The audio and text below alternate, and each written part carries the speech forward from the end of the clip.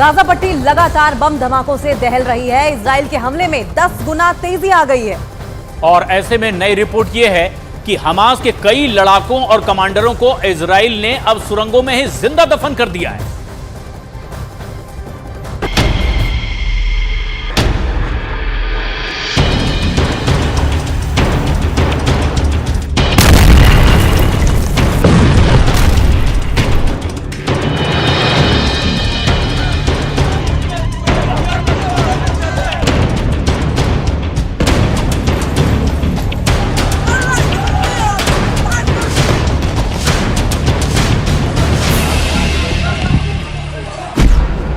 Gaza पट्टी में operation all out शुरू।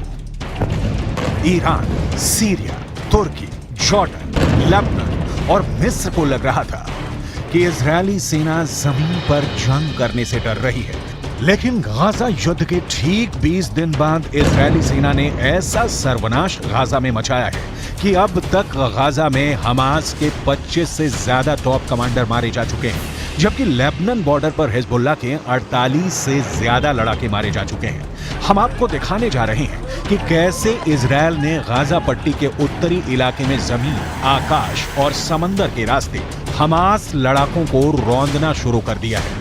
हम आपको ये भी बताने जा रहे हैं कि क्यों प्रधानमंत्री नेतन्याहू ने कहा कि गाजा में दूसरे चरण का युद्ध शुरू हो चुका है और अब इजरायल की आईडीएफ ऑपरेशन ऑल आउट से पूरे गाजा में मौजूद हमास लड़ाकों को जमीन में जिंदा ही दफन करने लगी है।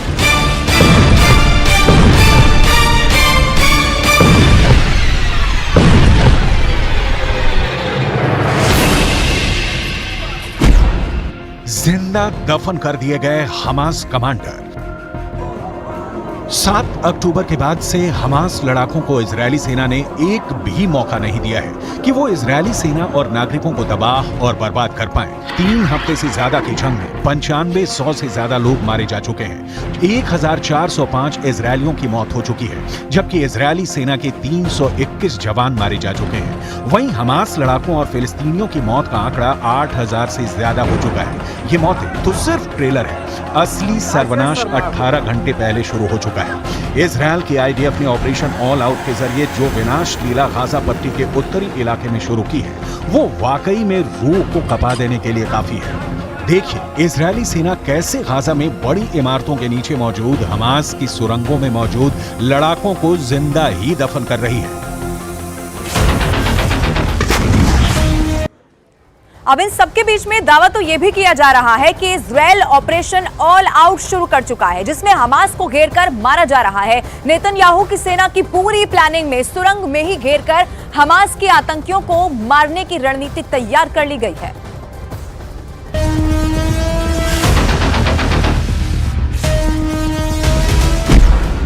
गाजा पट्टी में ऑपरेशन ऑल आउट शुरू।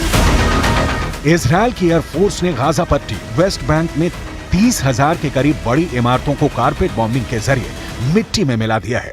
आईडीएफ के दावों के मुताबिक इमारतों के नीचे मौजूद हमास की सुरंगों में मौजूद हमास लड़ाके जिंदा ही दफन होने लगे हैं। जैसे इजरायल के F-16 और F-35 फाइटर जेट बम और मिसाइलों से इमारतें उड़ाई जा रही हैं, वैसे ही इमारतों के नीचे मौजूद सुरंगों पर बिल्डिंग का मलबा कब्र बनकर गिर रहा है। हमास के सामने दिक्कत यह है कि अगर वो सुरंग से बाहर आते हैं तो इजरायली सेना पिन पॉइंट से सीधे बम उस पर दाग देगी, और अगर वो सुरंग में रहते हैं तो तबाह इमारतों के नीचे मौजूद सुरंगें मलबे में दब रही हैं। आईडीएफ के मुताबिक अब सुरंगों में मौजूद कम से कम हमास के 25 टॉप कमांडर और उनके पूरे परिवार मारे जा चुके हैं, जबकि 500 के करीब हमास लड़ाके जिंदा ही सुरंगों में दफन हो चुके हैं, जो अब कभी भी सुरंगों से बाहर नहीं निकल पाएंगे।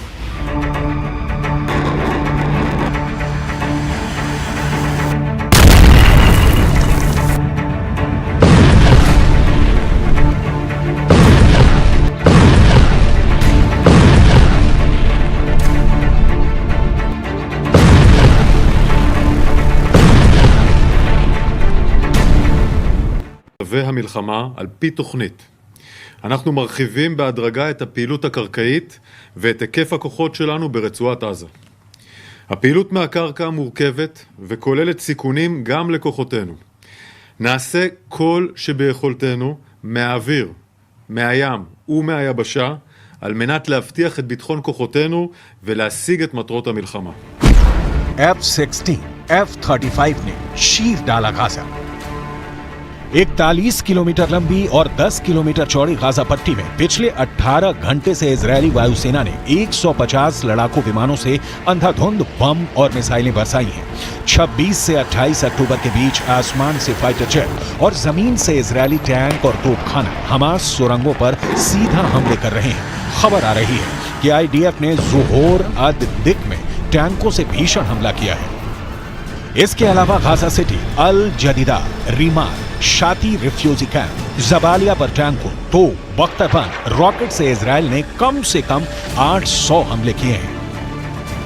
इजराइल के F-16 और F-35 फाइटर जेट ने गाजा को लगभग चीर डाला है। तबाह इमारतें और मलबे से लाशें निकालते फिलिस्तीनी लोगों को इजराइल के ट्रिपल अटैक का सामना करना पड़ रहा है।